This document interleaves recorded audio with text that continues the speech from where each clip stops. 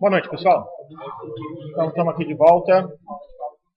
Aula de cálculo. Bem lembrado. Tem alguém ainda fazendo cálculo? Acho que não, né? É engraçado que teve algum de vocês que foi na aula anterior ou que perdeu essa ideia? Perdeu essa fato memorável? Em breve vai estar no vídeo, certo? Ok? Por falar em vídeo, eu tô 2 discos do servidor queimaram semana passada, acho que avisei a vocês, estava atrasado e está quase tudo pronto, agora só falta fazer o upload. O servidor voltou para o ar agora às 6 da tarde, agora falta fazer só os uploads dos nossos vídeos e provavelmente até amanhã vocês já terão os vídeos direto no site. Ok? Desculpa a demora, foi realmente 2 HDs queimados e mais um tinha avisado que ia queimar depois que eu passei um teste. Tive que fazer uma operação um pouco mais complicada. Só para relembrar um pouco, o que a gente viu na aula passada? Hein? A gente fez aqueles cálculos de CPI. Para que serve CPI?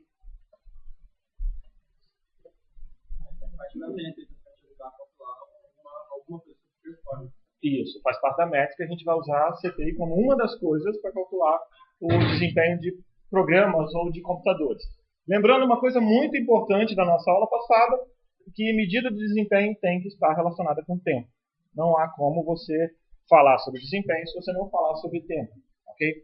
Então, CPI por si só não ajuda em nada, porque você não relaciona diretamente CPI com tempo. 2 máquinas, uma tem um CPI maior que a outra, não significa nada para você. Você precisa trabalhar com o tempo. Certo? Então, esse aqui era um resumo do que a gente viu na aula passada. Certo? Então, nós temos o tempo de CPU, é o número de instruções que você tem por programa, multiplicado pelo número de ciclos de clock por instrução, ciclos por instrução, multiplicado pelo número de segundos por clock. Ok? E isso aí a gente chegou a olhar e discutir um pouco por alto durante, não nesse resumo, mas anteriormente. Quer dizer, o algoritmo que você vai usar, ele afeta o instruction count, quer dizer, a contagem de instruções, e como as instruções diferentes podem gastar tempos diferentes, certo? Você pode afetar o CPI pelo algoritmo. A linguagem de programação, ela afeta nitidamente o conjunto, a quantidade de instruções que você vai usar, instruction count, certamente vai afetar o CPI. Mexeu no número de instruções, como o CPI é uma média de várias instruções diferentes, você vai afetar essa média, certamente. O compilador também afeta a contagem de instruções, logo vai afetar o CPI. E a arquitetura, você pensa num projetista, ele vai poder afetar a contagem de instruções, você pode precisar de mais ou menos instruções para representar exatamente o mesmo programa, certo? Vai afetar o CPI e também vai afetar o período do clock ou a frequência do seu processador. A gente até falou um pouco sobre frequência de processador lá. Paralelo a isso, lembra que na aula passada eu pedi para vocês montarem um benchmark? A gente vai usá-lo daqui a pouco. Ok? Trouxeram o papel? Trouxeram, né? Legal, né? Ok. Quem não trouxe vai ter que fazer aqui no quarto. Bom, então vamos lá. Só para falar algumas coisas importantes que a gente precisa dar uma olhada aqui. Primeiro, consumo de energia. Isso começou a virar algo crítico no início desse século. No fundo, o consumo de energia sempre foi problema para algumas coisas, mas começou a ficar bem crítico no início desse século. O que acontece? Nós temos um gráfico aqui interessante sobre frequência do processador, certo? Que está estabilizando. E nós temos também um gráfico logo abaixo sobre o consumo de energia dele. E uma coisa interessante é que no início, bem lá no iníciozinho da curva, você vê que o consumo de energia não subia muito, mas a frequência estava conseguindo subir. E de repente, a gente teve o consumo de energia crescendo bastante em relação aos seus pequenos aumentos de frequência. O que aconteceu? Tipicamente, o seu transistor gasta energia na hora que ele está fazendo algo. Então você pensa, um transistor tem um sinal 0 na entrada, você vai passar esse bit de 0 para 1, ou tem um sinal 1 e você vai passar para 0. Esse chaveamento de subir ou descer representa um gasto de energia, certo? De alguma forma você vai carregar o circuito, vai passar um sinal elétrico, isso aí é gasto de energia. Só que esse gasto de energia é o gasto de energia que a gente chama de gasto dinâmico, o gasto relacionado com processamento. Quer dizer, quanto mais coisas você faz, mais energia você vai gastar. Faz sentido. Então você bota o processador para parar, desliga o processador, qual vai ser esse gasto de energia? Eu esperaria que ele fosse 0. E ele realmente cai praticamente a 0. Um ou outro erro, lembra que o processador não está fazendo nada, mas o clock está andando. Então, está gastando um pouco de energia no clock. Mas você pode virar e falar, desliga o clock.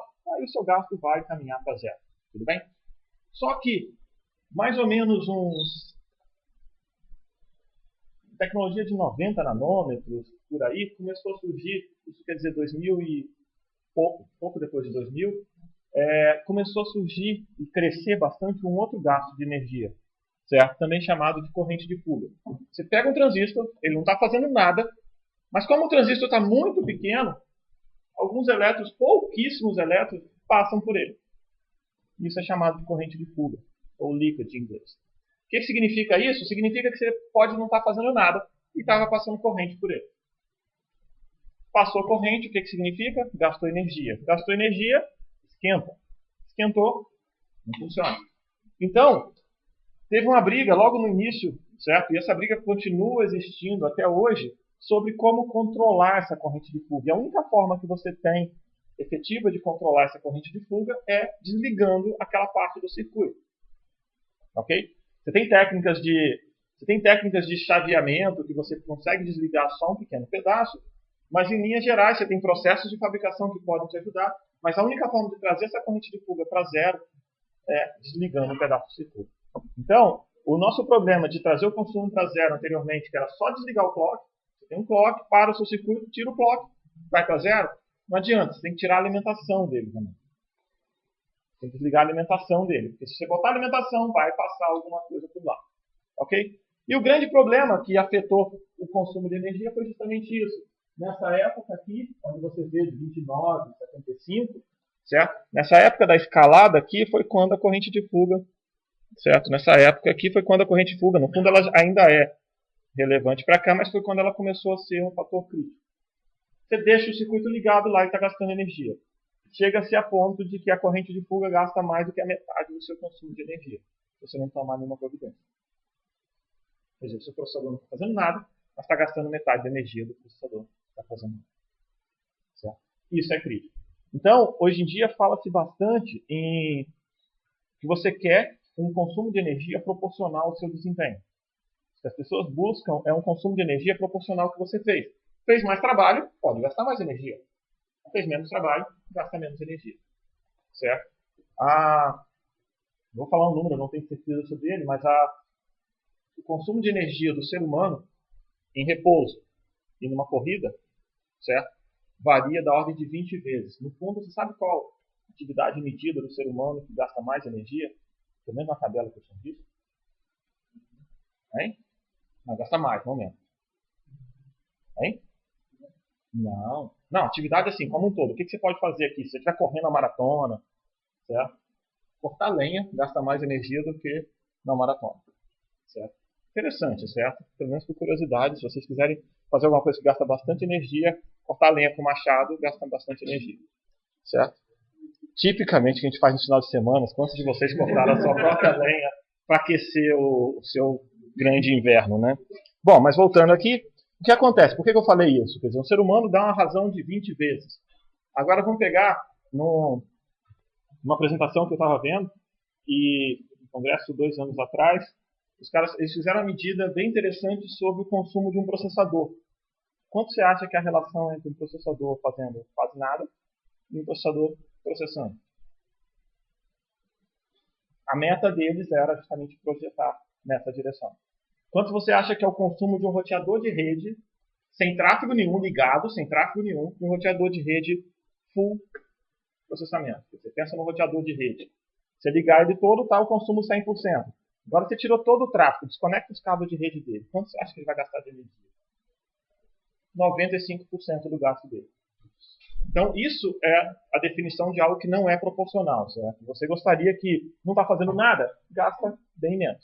Está fazendo alguma coisa, gasta mais. Então, essa é a busca quando a gente fala em ser eficiente em termos de consumo de energia. Ok? Bom, só para dar uma ideia de tecnologia, como é que você consegue fazer, certo? O consumo de energia de um circuito...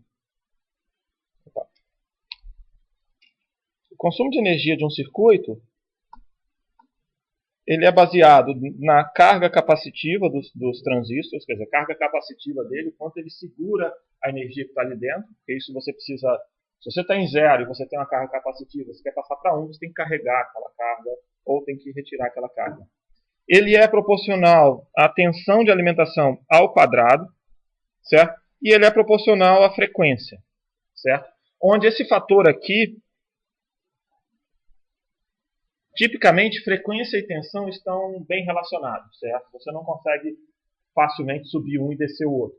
Então, os dois vão normalmente na mesma direção. Para subir a frequência, você tem que subir a tensão. Para descer a frequência, você pode descer a tensão. Ok? Então, é comum as pessoas virarem e falarem que é proporcional a tensão ao cubo ou a frequência ao cubo. Não é uma fórmula correta, mas é uma boa aproximação. Tudo bem? Ok? Entenderam a ideia? Esses dois caras aqui geralmente andam juntos para cima e para baixo. Certo? Então, só para a gente mostrar, certo? Para dar uma ideia de conta, eu vou passar direto para a conta aqui. Suponha que você tem uma frequência de 1000 vezes, certo? Você quer aumentar a frequência em 1000 vezes. Você tem a tensão que você quer reduzir de 5 volts para 1 volt, certo? Aqui ele já te dá direto a conta de 30 vezes. Mas a ideia é o seguinte. Se você tem uma nova CPU, certo? E você quer pegar 15% da tensão e 15% mexer na frequência, você vai ver que o impacto, certo? É que você não consegue avançar muito mais na sua frequência. Há um grande problema dessa fórmula aqui, deixa eu voltar à fórmula primeiro, certo? Um grande problema dessa fórmula aqui é que, aparentemente, se você pensar só em números, você poderia fazer qualquer manipulação dele. O problema é o seguinte, se você chega numa tensão muito baixa, por exemplo, você está trabalhando com 1 volt, é pouco provável que você vai reduzir mais ainda essa tensão. Vocês já fizeram alguma matéria sobre... Na verdade, de engenharia fazem, né? Aquelas mecânicas e aquela coisa de calcular resistência de materiais. O pessoal de ciência não faz isso não, né? Mas você sabe como é que se calcula uma ponte? Faz toda a conta da ponte, multiplica os números por 3, por exemplo, e faz a ponte. Ok? É mais ou menos isso, certo? Em linhas gerais, certo? Aí você vai aprender fator de segurança para um prédio, para uma laje, e você multiplica por alguma coisa o seu cálculo. Então, você quer fazer alguma coisa, você coloca um cálculo lá. E é um pouco do que a gente faz, hoje em dia, com a tensão do seu circuito. Seu circuito é capaz de funcionar com 0,6 volts. Ah, mas calma aí. Se oscilar a temperatura, ele pode precisar de 0,8. Então, vamos botar 2 décimos aqui de margem de erro. Ah, mas calma aí. Mas eu vou produzir muitos desses transistores e vai ter variação no processo de fabricação. Bota mais 2 décimos lá. Ah, mas eu vou trabalhar aqui a frequência de operação dele lá, porque vai ter algum outro problema no campo e essa frequência pode influenciar o consumo. Bota mais 2 décimos. Ah, mas calma aí, o cara vai trabalhar com um notebook e uma bateria. A bateria dele não é tão boa assim. Bota mais 2 décimos. Então aquele 0,6 nosso virou 1,2, 1,4. Certo? Só que olha bem, se você fala que ele funcionava a 0,6 e você tem que colocar 1,2, 1,4, qual a sua margem de trabalho agora? O que você acha que você foi de trabalho? Só sua margem de erro é maior do que o que você precisa. Certo? E é exatamente isso que está limitando o nosso consumo de energia. Você não consegue descer muito mais a sua frequência. Então a gente fala, vai descer a frequência para 1 volt. Fica.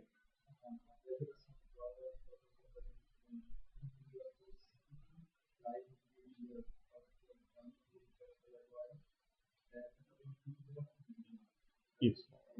Mas você vai conseguir descer mais? Exatamente, você tá no limiar. Tem um artigo muito interessante para quem quiser falar, uma linha de artigos, na realidade.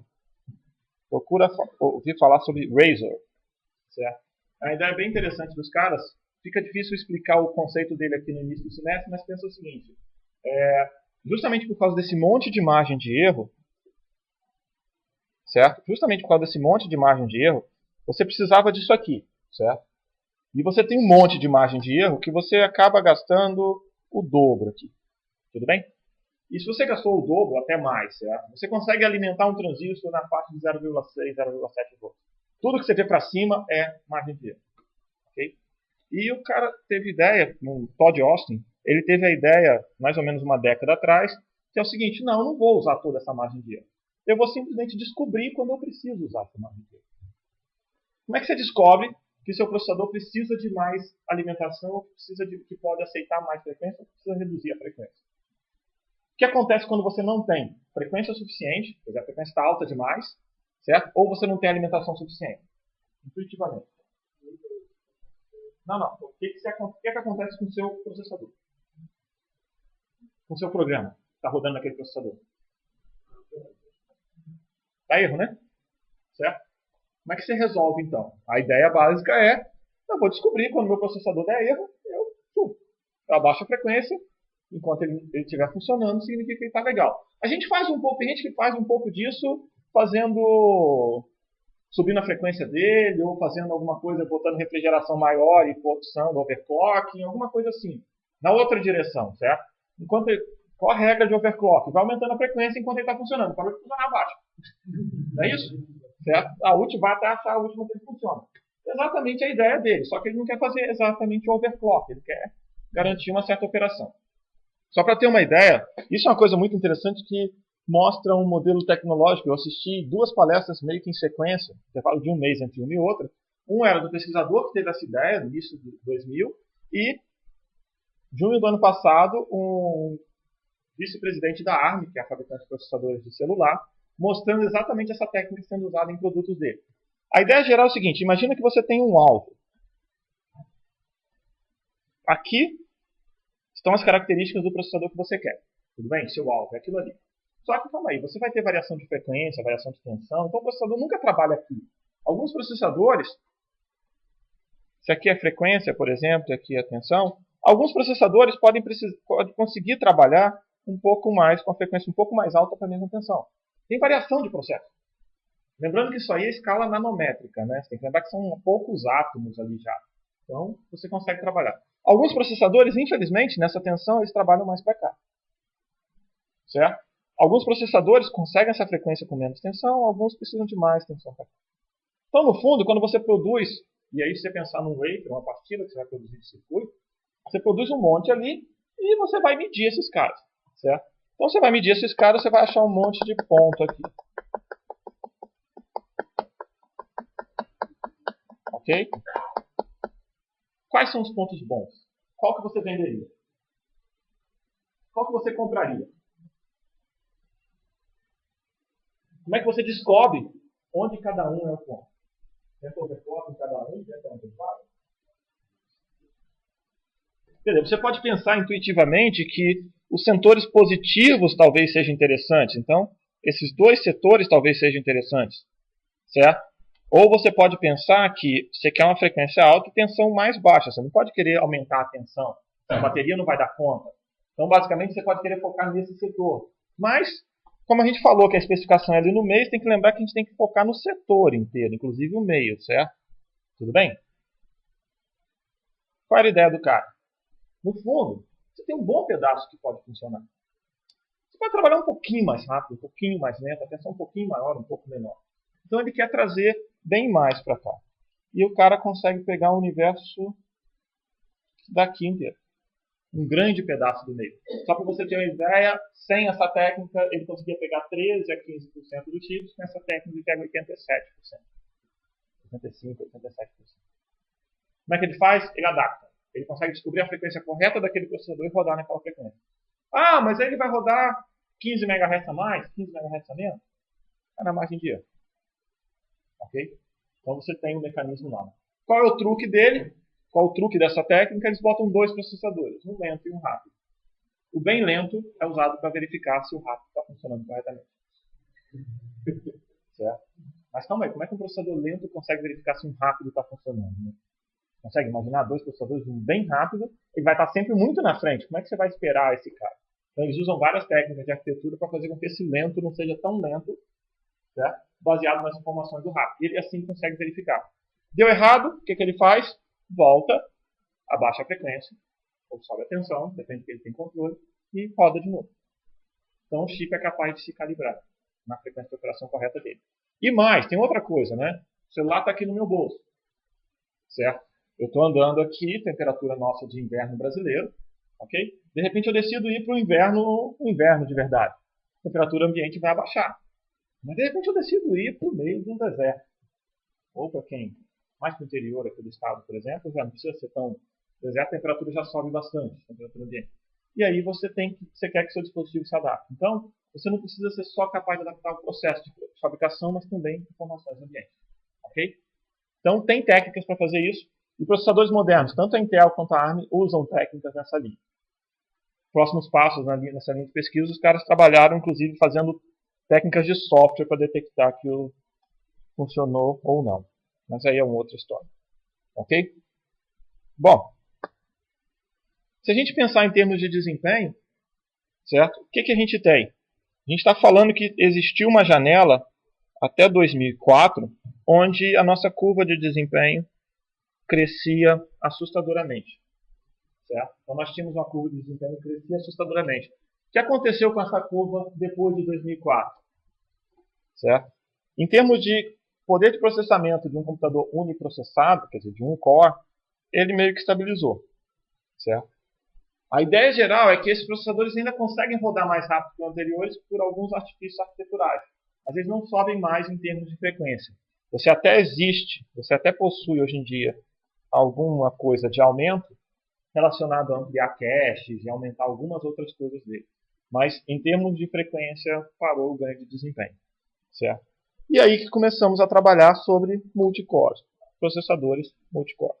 A ideia geral é a seguinte, não é que multicore foi algo que o mercado queria, certo? Não é algo que você quer para o seu processador. As pessoas viram e falam, eu quero agora comprar um processador que tenha 4 cores. Você não quer comprar 4 cores. Você queria um processador que fosse 4 vezes mais rápido. Só que não adianta só querer, certo? Então o grande problema da arquitetura de evolução em direção a multicore é que a gente gostaria de outra coisa. Então a gente está tentando nos vender um processador que tenha mais cores, porque você não consegue fabricar um processador que tenha uma frequência significativamente mais rápida. Certo? Talvez seja um momento, em termos de frequência, o que aconteceu com o mercado de automóveis. Os primeiros carros rodavam 5 km por hora, 10 km por hora. De repente já foi melhorando o motor, melhorando. E hoje em dia você não está tão preocupado em comprar um carro que anda a 210 ou a 220 por hora. E nem você vê fabricantes correndo bastante para fazer um carro que anda a 1000 km por hora. Certo? Isso já não é exatamente essa busca. Estão buscando outros parâmetros. Okay? Pode ser exatamente a disputa que a gente está tendo hoje em dia. Bom, o grande problema de programação paralela, ou melhor, o grande problema de processadores multicore,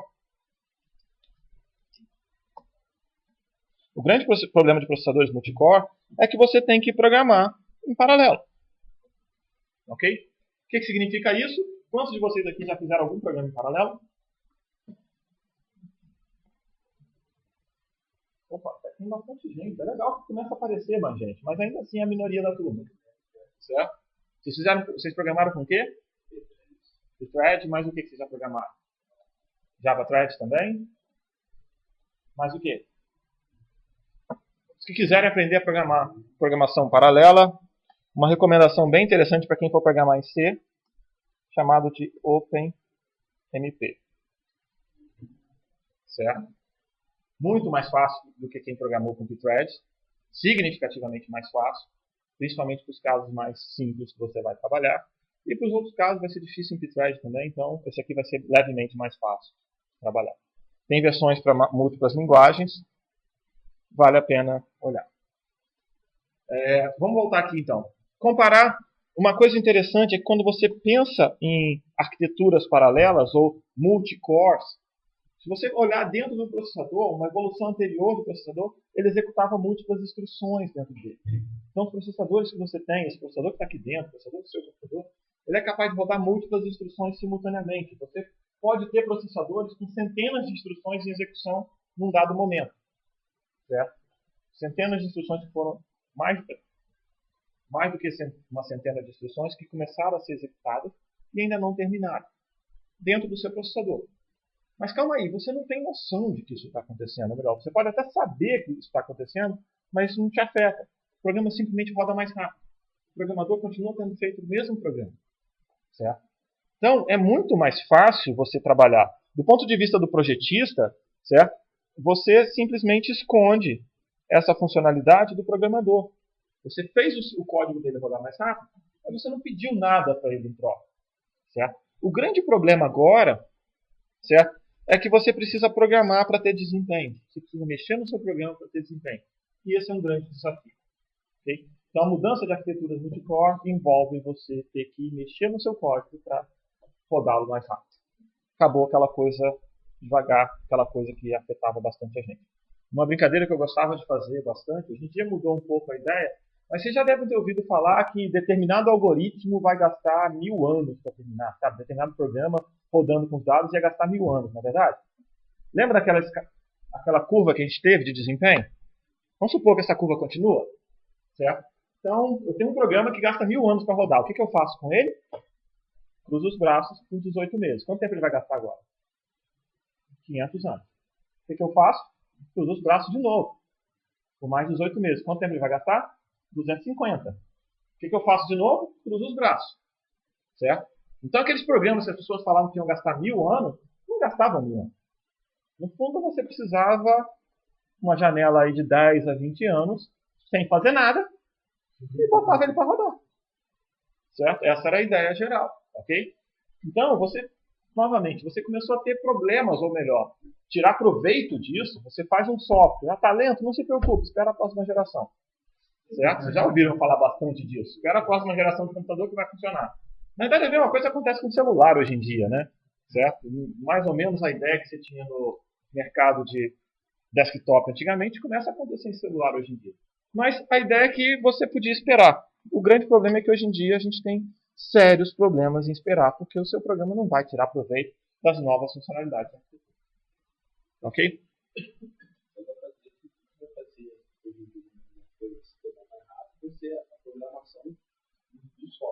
Isso, exatamente.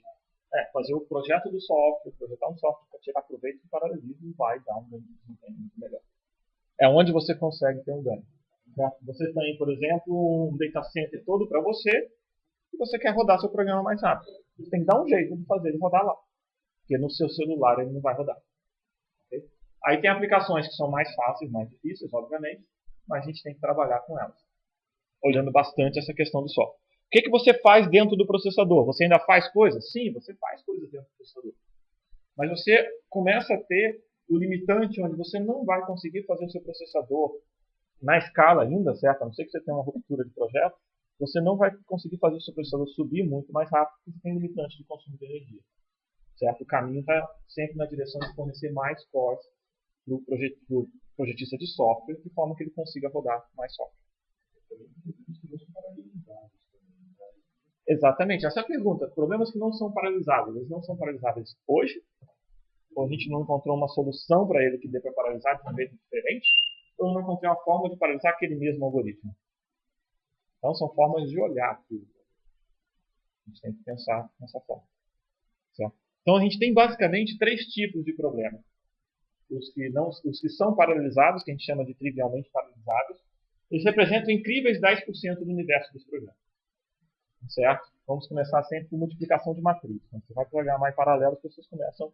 Hello World costuma ser programação de matriz, multiplicação de matriz. Aí você vai pegar um curso sobre GPU, os caras vão te falar sobre multiplicação de matrizes em GPU. É o exemplo Hello World, certo?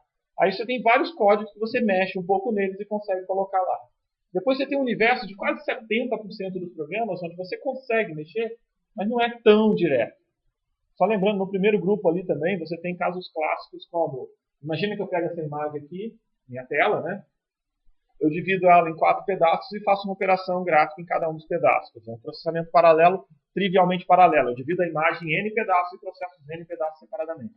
Vocês conseguem ver várias coisas nesse mesmo modelo. Você pode converter múltiplos caras, você pode atender várias requisições web simultaneamente. Tudo você consegue fazer em paralelo, simplesmente botando mais recursos. Okay? Você tem esse meio, 70% aí, 60%, 70%, onde esse meio seu, ele pode ser programado em paralelo, mas você vai ter que mexer no algoritmo. Um exemplo interessante é 2008, se vocês pegarem os patches, eu ouvi falar num software chamado ImageMagick, um software de conversão de imagem em Linux. Os patches de paralelismo deles são os iniciais de paralelismo, né? Na verdade eu não olho faz algum tempo para eles, são fornecidos por alunos nossos aqui da Unicamp. Eu peguei uma disciplina, falei, vamos aprender a programar paralelo, vamos pegar um programa e vamos submeter patches para ele. Gastamos um tempo, mas no primeiro semestre, nenhum dos patches foi aceito instantaneamente, gastou quase uns 8 meses para aceitar os patches. No segundo semestre, eles aceitaram no primeiro final de semana já mais patches, legal. Certo? E aí uma coisa interessante é que algumas das manipulações deles eram feitas dessa forma trivial, é muito manipulação de imagem. Mas algumas das outras manipulações deles, eles trabalhavam com cópias das imagens. E essas cópias não eram muito diretas de manipulação. Então eles tiveram que mexer um pouco no algoritmo, de forma que você isolava a imagem original e a final para poder gerar a resposta.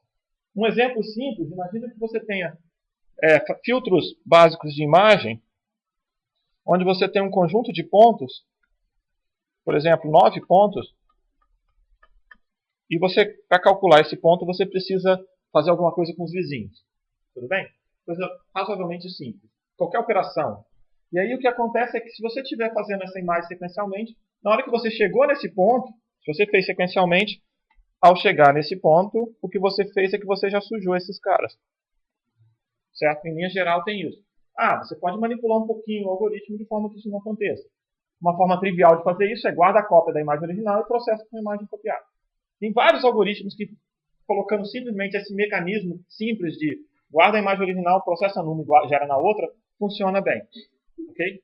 Então eles tiveram que aplicar esse tipo de coisa. Inclusive já existiam funções dentro do ImageMagick para fazer isso, e eles passaram a chamar as funções corretas para isso.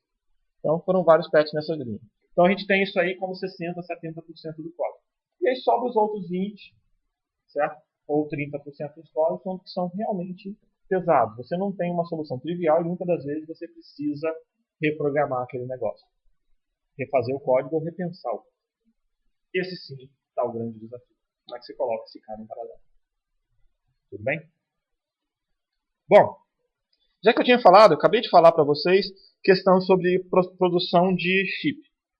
Certo? Só para dar uma noção, a gente não vai descer muito em detalhes, mas como é que você faz para produzir um circuito integrado? Você sabe que o circuito integrado é predominantemente areia, né? Porque silício é algo que tem muito comum na areia. Então, tem até questões interessantes que o Brasil vende um caminhão de soja para comprar uma caixa de areia. Né? Certo? No fundo, acho que você chega a comprar quase um navio de soja, para dependendo do tamanho da sua caixa de areia que você tem. Só que é uma areia mais processada, ela é capaz de fazer mais coisas para você. Bom, então você pega o que eles chamam o bloco de silício, né? Fatia esse cara, faz os chamados wafers, que são redondos, e esse cara aí que é o no caso o wafer, que é onde você vai montar o seu chip. Você vai decompor esse chip. Para quem já viu um processo de silk screen, é muito parecido, obviamente não é tinta, né? Mas é um processo bem parecido que você faz de decomposição em cima do wafer. Litografia e tudo mais. Você vai usar um processo de máscaras lá. E aí você passa por 20 a 40 processamentos. Isso quer dizer, você faz 20 ou 40 máscaras lá em cima, você joga bastante coisa lá em cima, faz o processamento, e aí gera esse cara aqui, que é essa figura aqui. Um monte de quadradinho no seu wafer. Voltando aqui, você vai passar por um testador, e esse testador vai marcar os caras que estão bons e ruins. E aí você passa por um fatiador que corta os seus wafers pequenininhos. Depois disso você vai, obviamente a gente continua com os nossos carinhas com problemas, encapsula esses caras, bota eles na caixinha, no encapsulamento dele correto, bota os pinos direito e testa de novo, e você ainda vai achar alguns que estão com problema. Os que sobraram, que passaram desse processo, você manda.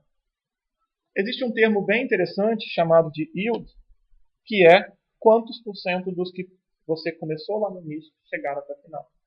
Então, se você trabalhar, por exemplo, com 90% de yield, significa que 90% dos seus chips vão até o final. Certo? 10% não funcionaram. Okay? Então, esse é um número interessante para a gente lembrar. Certo? Não 90%, 40%, mas é a proporção que você conseguiu aproveitar aqui. E aí tem uma característica bem interessante. O yield é dado por uma proporção do seu chip. Suponha que aqui está meu wafer redondinho, certo? E aí a gente vai produzir chips. Você quer produzir chips grandes ou pequenos? O que ajuda o seu yield a melhorar?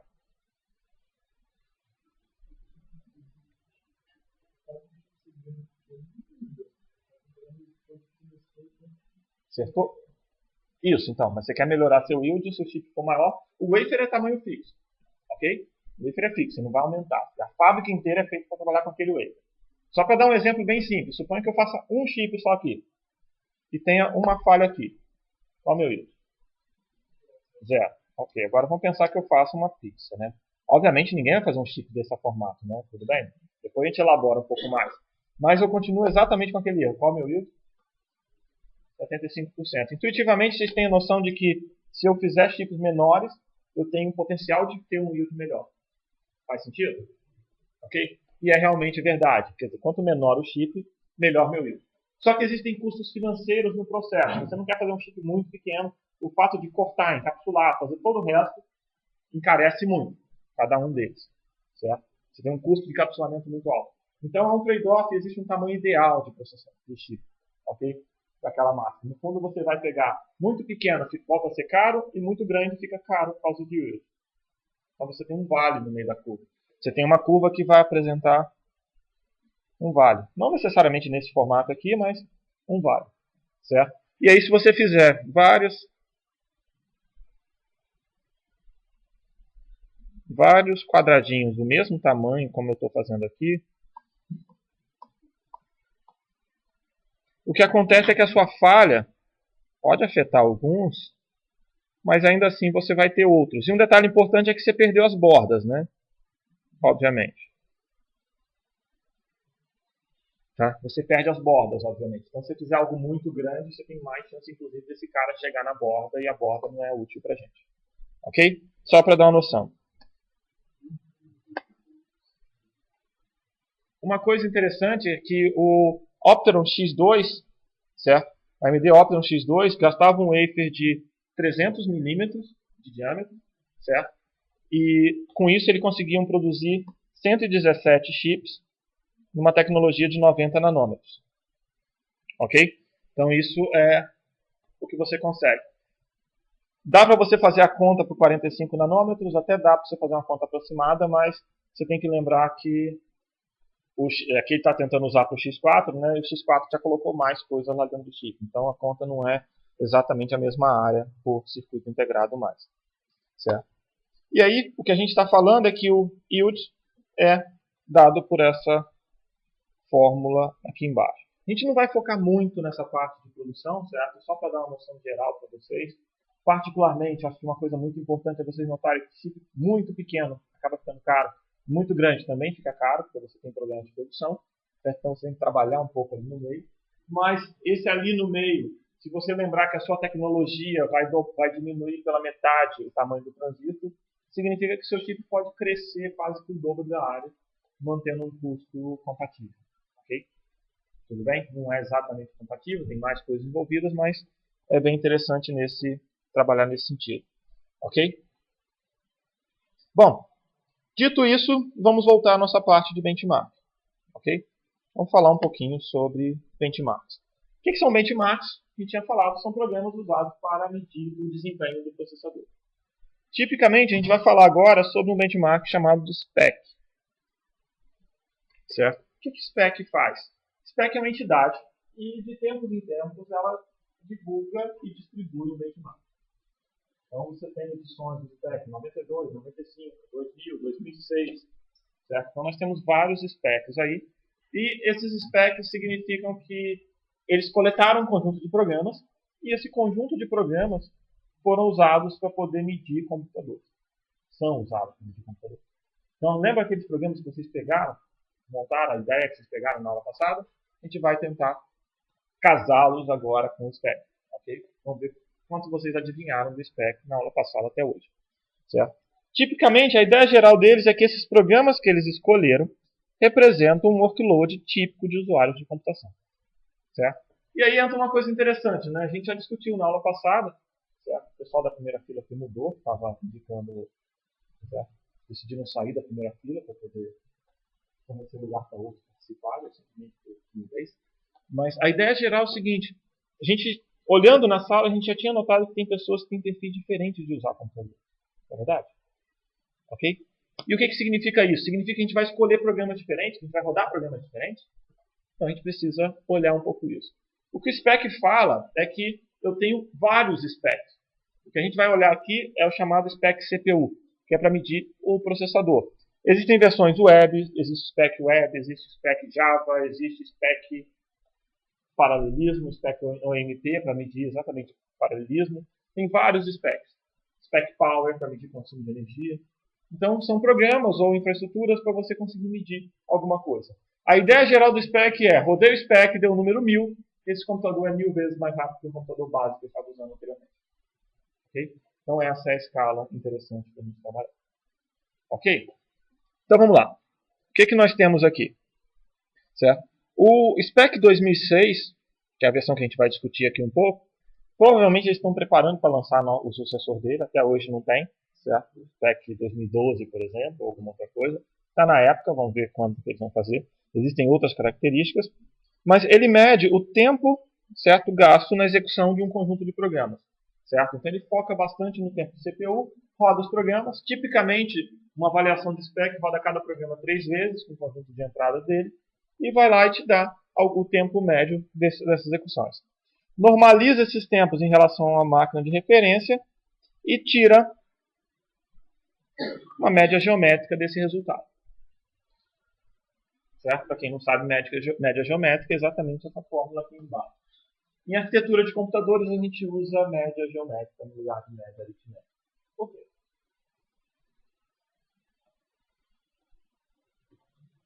Tipicamente, se você botar uma média aritmética lá, as pessoas já vão começar a gritar com você.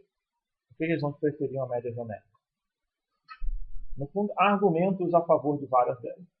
Na verdade, tem gente que argumenta, inclusive, para usar médias harmônicas e não médias geométricas, mas vão chegar no meio do caminho. Porque qual a ideia de média geométrica? A ideia é que, se você pegar a fórmula da média aritmética, a gente está trabalhando muito com fatores. É muito comum que você tenha um número dividido por outro e tudo mais. Você faz normalizações no processo. E a média aritmética ela é sujeita a problemas de normalização. Certo? Você afeta ela mais do que você afetaria a média geométrica. Se você normalizou, isso aqui é um produto, então tudo que você normalizou está no denominador, tudo que você está em cima. Então esse cara aparece de forma muito mais clara na sua fórmula e fácil de manipular. Okay? É mais fácil manipular números normalizados aqui. Ok? Bom, vamos lá. Eu não vou detalhar isso aqui, mas aqui nós temos uma sequência de medidas, certo, da execução de programas do SPEC 2006 numa máquina Opteron X4 2356. É como se eu pegasse aquelas tabelas que vocês fizeram, lembra a tabela que você fez na aula passada? Ok? No SPEC ele considera que todos os programas são igualmente relevantes, então ele não dá pesos diferentes, certo? E ele trabalha com esses programas aqui. Então vamos pensar aqui, o que tem no SPEC? Certo? Já ouviram falar em Perl, uma linguagem de programação? Certo? Então nós temos Perl faz parte do SPEC. O que significa isso? Significa que existem programas em Perl, com entradas, que são fornecidos para o interpretador Perl, para ele jogar e rodar e gastar um determinado tempo. E isso tudo que é medido. Lembra que não basta ter um programa no benchmark, você tem que ter. Não basta você definir uma categoria, linguagem de programação. Não basta ter um programa. Você tem que ter todo o conjunto para falar, roda isso desse jeito e mede o tempo. Então todas as entradas têm que estar prontas. Como é uma linguagem de programação, você tem que ter um programa e tem que ter os dados dele. Okay? Próximo passo, bzip2, um compressor. Versões antigas do SPEC usavam gzip. Agora ele usa o bzip2. Além disso, ele usa o GCC, um compilador. MCF, que faz parte combinatória. Já ouviram falar num jogo chamado Go? Exatamente. Ele faz parte do SPEC. Na verdade, é para poder avaliar questões de inteligência artificial que ele usa para resolver o jogo. Uma coisa interessante, só relembrando, a entrada é fixa, certo? Então, a entrada de cada um desses caras, do GCC, toda é fixa, certo? HNMR, faz busca de genoma, certo? Um jogo de xadrez, certo? Um simulador de computador quantum, um compressor de vídeo, certo? Um simulador de eventos discretos. O que você faz isso aqui? Você simula circuitos com simulador de eventos discretos, tem outras coisas. Bolsa de valores, você pode modelar aqui em cima também, certo? Um para simular jogos e um para fazer parte de XML. Essa é a parte chamada de SPEC de números inteiros. Okay? Quantas categorias dessas os seus programas aí batem ou matam? Tarefa para vocês. Alguém colocou, por exemplo, compiladores. Eu sei que vocês não deram nome para o programa. Vocês conseguem mapear? Vamos lá? Peguem a tabela de vocês. Cadê? Vocês não sentaram perto das mesmas pessoas da aula passada?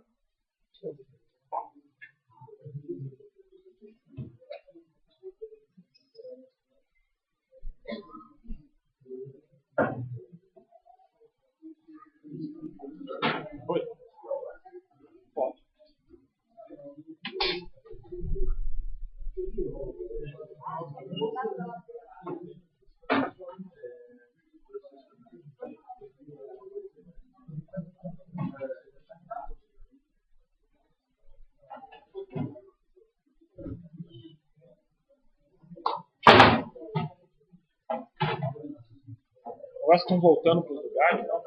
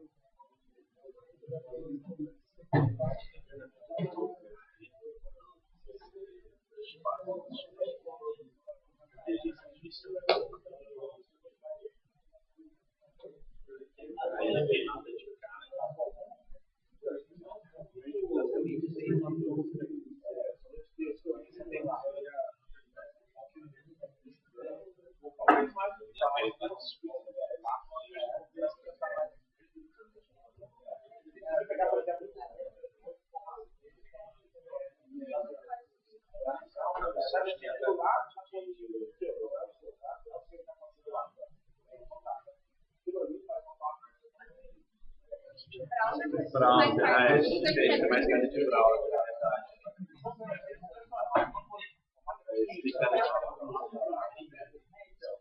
Não, mas até isso aqui metal depois da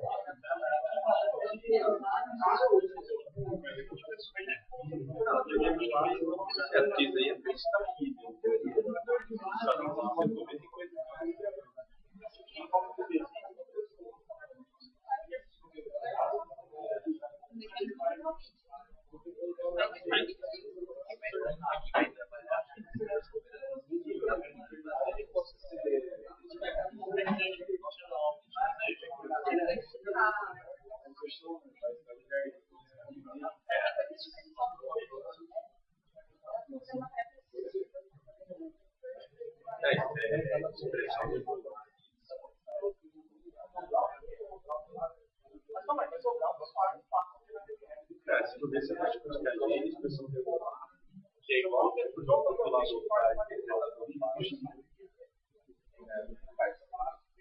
é verdade, são só peru, né?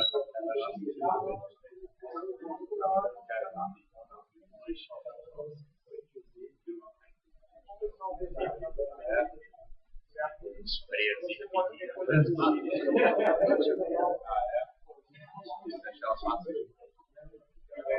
não é tão fácil.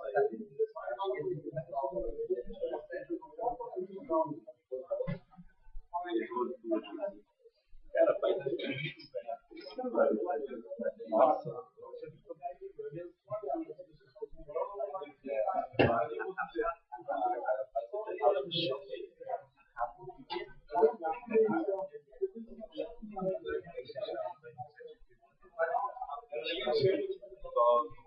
Eu peguei personalista de carnaval. Ah, cara, não. Então, eu queria pro preto de carnaval. Só que aí eu preciso fazer uma movimentação com o preto. O pessoal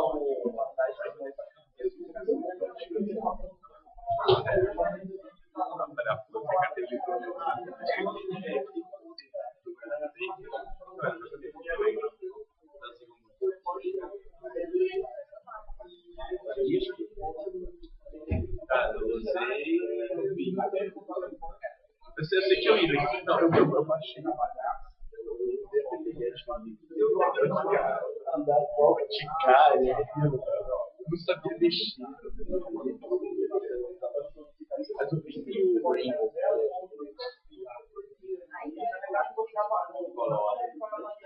outra coisa que eu vi no Taio de Registro é a irritação. Fora isso,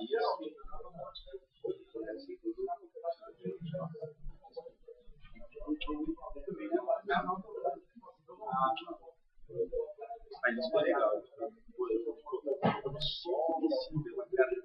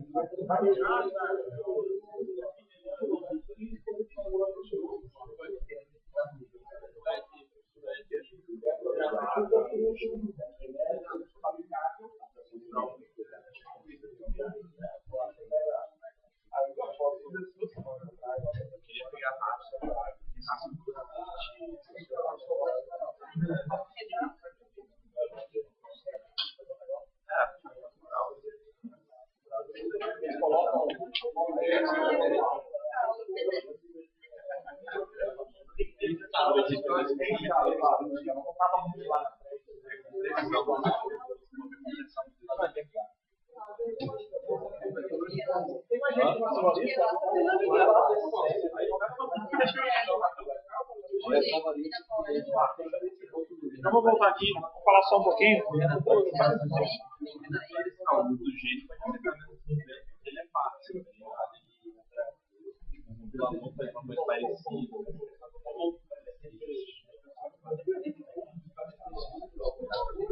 É verdade.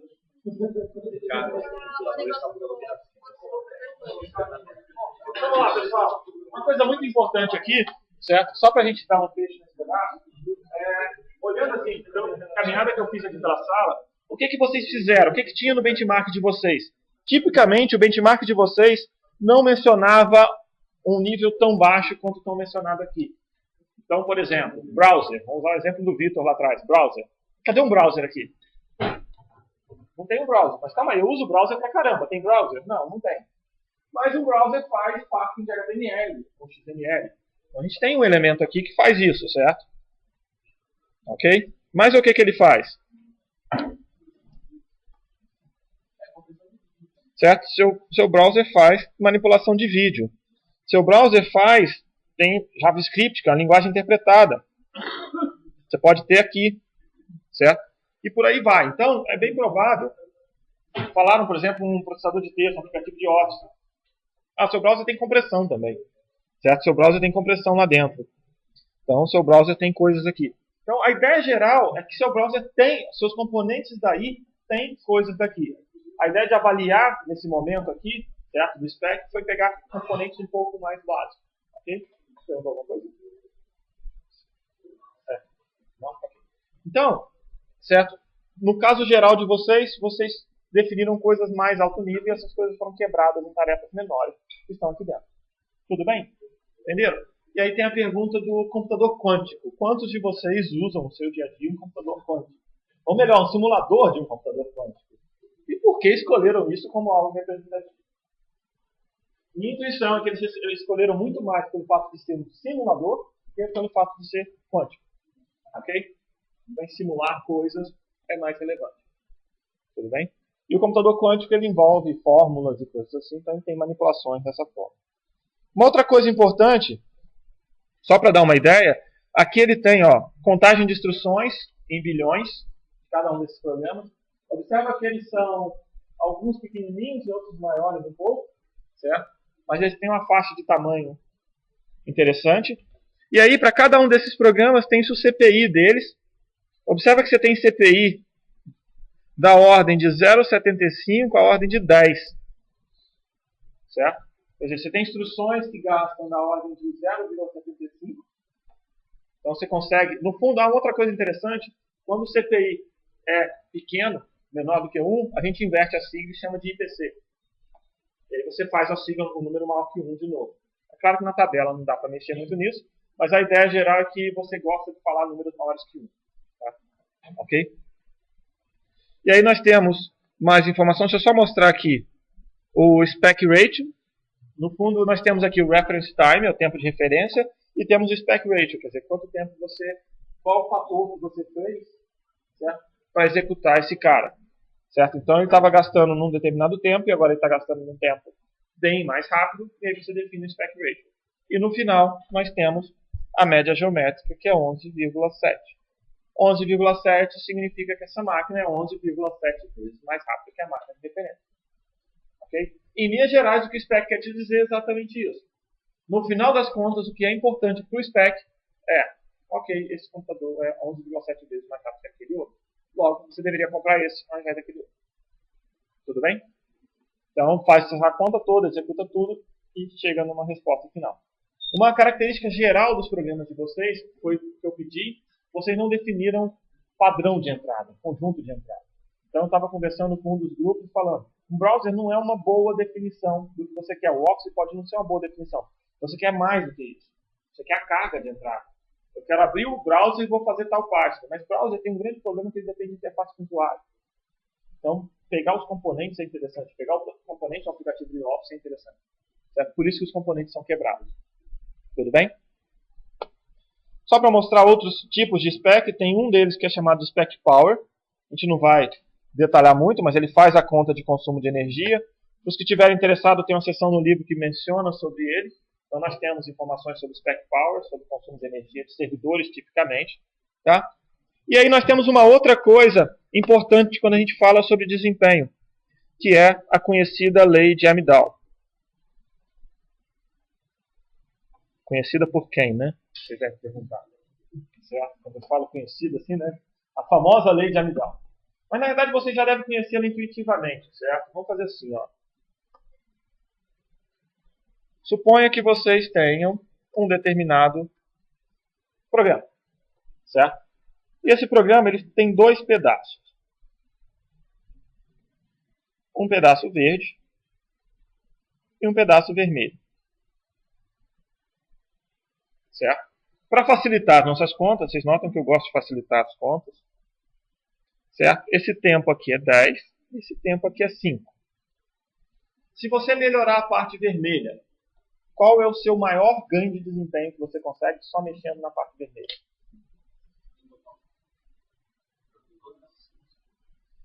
Resposta certa, número errado. Ganho de desempenho quer dizer que você vai dobrar o desempenho, não 50%. Só para a resposta certa, a intenção certa, mais o número do ganho. Qual é o meu ganho de desempenho? 50%? Não. 100%. Okay? Você vai dividir o grande pelo menor. Mas tudo bem. Vocês notaram? Isso aí é intuitivo para vocês? O seu ganho de desempenho está restrito ao pedaço que você mexeu. Tudo bem para vocês? Se você só mexeu na metade do programa, você nunca vai ter um ganho maior do que transformar essa metade em zero. Certo? Ok? Então você vai transformar esse ganho, essa metade em zero, logo o seu tempo de execução vai virar 5. Tá bom? Ok? Agora vamos pensar o seguinte, então. Vamos pensar assim, um programa que você quer paralelizar. Pensa num programa que você vai transformar em paralelo. Você consegue notar que nesse programa tem um pequeno pedacinho que vai ser sequencial? Faz sentido para você? Você começa nele sequencial, não é verdade? Começou e quanto tempo você vai gastar nele sequencial? Então vamos lá. Vamos tentar pegar aqui o nosso programa. Ou esse mesmo programa aqui agora. Eu vou tirar essa parte aqui e vou transformar tudo num pedaço verde. Só que esse primeiro pedaço nosso aqui, que eu estou circulando em vermelho, ele vai ser sequencial. Não consigo paralisar. Tá bom? E esse pedaço aqui é 1. No total é 10. Tudo bem? O pedaço que está marcado em vermelho ali, você não consegue paralelizar. Não dá. Pelo menos não dá pelo jeito que você quer fazer. O resto você consegue paralelizar da melhor forma possível, só para poder facilitar a nossa vida. Tudo bem? Bota esse programa rodando em 10 processadores. Quanto tempo você gasta para rodar?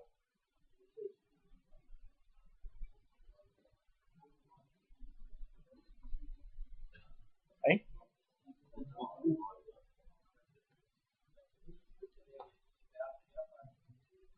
Você tem que esperar a primeira parte. Certo? O que você vai ter que fazer? Você vai ter que gastar esse 1 segundo aqui, não é? E esses outros 9 segundos aqui, o que você faz? Divide por 10 processadores. Você tem 10 processadores, certo? Podia ter botado 9 processadores para facilitar as contas, né? Mas 0,9 tá bom pra gente, não dá? Então o que nós temos? Mais o nosso 1 segundo, 1,9 segundo. É 2, né? Para facilitar a nossa conta. Só para facilitar a nossa conta, nós ganhamos desempenho 5 vezes. Nós rodamos 5 vezes mais rápido. Você botou 10 processadores, ele rodou 5 vezes mais rápido. Se você botasse 2 cores, qual daria a sua conta?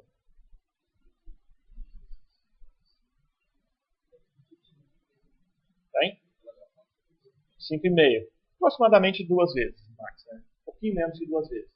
Notou? O que acontece? Você colocar mais cores no sistema, você não vai dar mais ganho indefinidamente.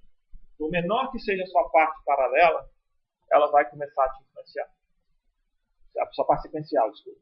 Certo? A lei de Amdahl fala exatamente isso. A ideia da lei de Amdahl é: o seu ganho de desempenho é proporcional, certo? O seu ganho de desempenho está restrito à área afetada por aquela melhoria que você fez. Se eu peguei um processador e melhorei tão somente as instruções de multiplicação, meu ganho de desempenho está relacionado à quantidade de instruções de multiplicação que eu tenho no meu programa. Se eu não tiver nenhuma instrução de multiplicação, qual vai ser meu ganho? Certo? Ok? Se todas forem multiplicação, legal, ganhei bastante. Ok? Essa é a ideia da lei de Amdahl. É isso que a lei de Amdahl fala pra gente. Então, a lei de Amdahl, ela vai falar o seguinte: o tempo seu final, o seu tempo melhorado, ele é o tempo afetado dividido pelo fator que você colocou, mais o tempo não afetado. Ok? E aí eles falam que tem um exemplo interessante, né? Suponha que as multiplicações, já que a gente está falando de multiplicação, elas são responsáveis por 80 dos seus 100 segundos. Você tem um programa de 100 segundos, 80 segundos são de multiplicação. E aí ele fala o seguinte: eu quero ter um ganho de desempenho de 5 vezes, eu posso fazer isso só com multiplicação? Só melhorando a multiplicação? A questão é que para fazer essa conta, eu ter um ganho de 5 vezes, tem que transformar a multiplicação em tempo zero. Não dá para transformar a multiplicação em tempo zero, ela vai acontecer aí. Então você não consegue. Okay? Então, a lei de Amdahl vai tentar te dar esses limites. E você vai olhar, e você vai começar, e a gente começa a notar claramente a arquitetura, que nós estamos procurando sempre esses limites, ou os piores casos, ou os gargalos, para virar e falar: ó, por causa daquele pedaço, eu não consigo fazer o resto. Porque esse resto aqui está no meu controle, toda a multiplicação eu consigo melhorar, mas não dá para melhorar infinitamente a multiplicação para ela rodar em tempo zero. É exatamente o que ele está falando aqui. Certo? Ele está falando que 20 aqui é igual a 80 dividido pelo ganho que você vai dar na multiplicação, mais 20. Logo, o ganho da multiplicação tem que ser infinito. Não vai dar. Tudo bem? A ideia geral aqui, e aí é uma coisa muito importante que a gente fala em arquitetura, é que você deve virar e fazer o caso mais comum o mais rápido. Certo? Você quer transformar o caso mais comum no caso mais rápido. Isso quer dizer, se eu tenho 2 pedaços no meu programa, um pedaço gasta 80 segundos e outro gasta 20 segundos, o que você vai querer fazer? Se você só puder ter energia para melhorar um pedaço, só puder ter esforço para melhorar um pedaço, obviamente foca nos 80%. Os outros 20% deixa para depois, uma outra etapa. Ok? Tudo bem? Bom, uma outra coisa interessante aqui, só para falar, eu falei um pouco no início, certo? Que processadores gastam pouca energia. Uma outra falácia dele é que processadores gastam pouca energia quando estão rodando pouco consumo, estão rodando pouca carga. E ele deu a tabela do Spec Power ali para a gente mostrar um pouco disso. A 100% da carga, o processador gastava 295 watts. Um pouquinho mais que uma torradeira, certo? A 50% ele gastava 246 watts. E a 10% da carga ele rodava 180 watts. E aí tem uma informação interessante: o data center do Google, a maior parte do tempo ele opera entre 10% e 50% da carga. E a 100% da carga ele fica menos do que 1% do tempo de trabalho dele. Isso quer dizer o seguinte: você deve otimizar o seu processador para o caso de 100% ou para esse caso que é típico. Qual é o caso típico? De 10 a 50 para esse data center. Então é bem interessante. A diferença entre um data center e a sua casa é que o seu computador, quem está com o notebook aqui, por exemplo, na hora que você fecha a tela, ele desliga e vai dormir. Então nós, em casa, costumamos fazer isso com os computadores. A gente costuma botar ele para dormir. Então você consegue chegar num consumo zero ou bem próximo de zero. Agora, é pouco provável que alguém vá no data center, você dorme, você não, você dorme. Isso é bem... Quando a gente chegar no capítulo sobre I/O, tem umas histórias interessantes sobre operadores humanos também. Depois a gente fala. Um outro erro que as pessoas cometem, existe não só um processador chamado MIPS, mas existe uma métrica chamada MIPS, que é milhões de instruções por segundo. No fundo, a gente tem várias métricas relacionadas à quantidade de instruções por segundo. Hoje em dia a gente também fala tanto em MIPS, a gente começa a falar em BIPS, bilhões de instruções por segundo, afinal o processador subiu para gigahertz. A ideia é a mesma, multiplica por 1000 ou divide por 1000, depende da direção que você vai trabalhar. Além disso, nós temos outras métricas como flops, megaflops, gigaflops, teraflops, petaflops, hexaflops, ok? Que é floating point operations per second, operações de ponto por segundo. E essas métricas têm um problema em comum, que é a quantidade, elas medem quantas operações você rodou, não o que você fez. Elas não são feitas. É fácil a gente demonstrar que você pode pegar programas com CPIs diferentes, isso vai causar uma quantidade diferente de MIPS, certo? E você pode inverter claramente a direção dele. Um programa que vai rodar muito mais instruções por segundo, ele pode não fazer a mesma coisa que o outro, roda menos instruções por segundo. No final das contas, você vai gastar mais tempo com um ou com o outro e você faz a reação exatamente inversa. Okay? Então, essas métricas nossas de quantas operações por segundo você faz, não são boas métricas de tempo. Por outro lado, em alguns momentos você pode usá-las. Certo? A gente falou na aula passada um pouco. Então, várias dessas métricas, a gente fala que elas não são métricas boas, elas podem ser úteis para vocês quando vocês tiverem algumas constantes no seu sistema. Certo? Você tem o mesmo conjunto de instrução, tem o mesmo programa. Ok? Rodando em dois computadores. Um roda 10 milhões de instruções por segundo, o outro roda 20 milhões. Opa, é o mesmo programa, não é? Então, rodar mais instruções daquele mesmo programa significa que está rodando mais rápido. Agora sim faz sentido. Mas você teve que fixar o programa. Certo? Então, quando você fixa alguma coisa, a métrica pode fazer sentido.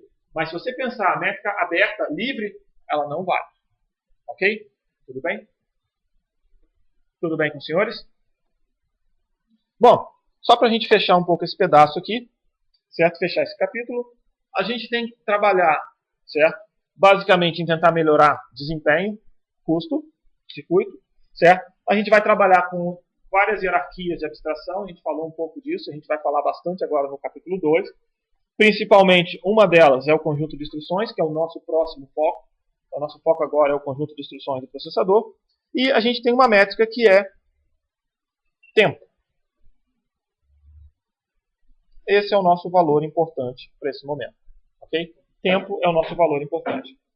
Consumo de energia é um fator limitante. A gente vai ter que olhar um pouco para isso. Quando você projeta um sistema grande, você tem que olhar para isso. Uma característica interessante é que vários desses grandes data centers têm problemas graves de consumo de energia. Já falei um pouco disso para vocês. Certo? O consumo de energia é bem grande. Bom, o que a gente vai fazer agora? Capítulo 2.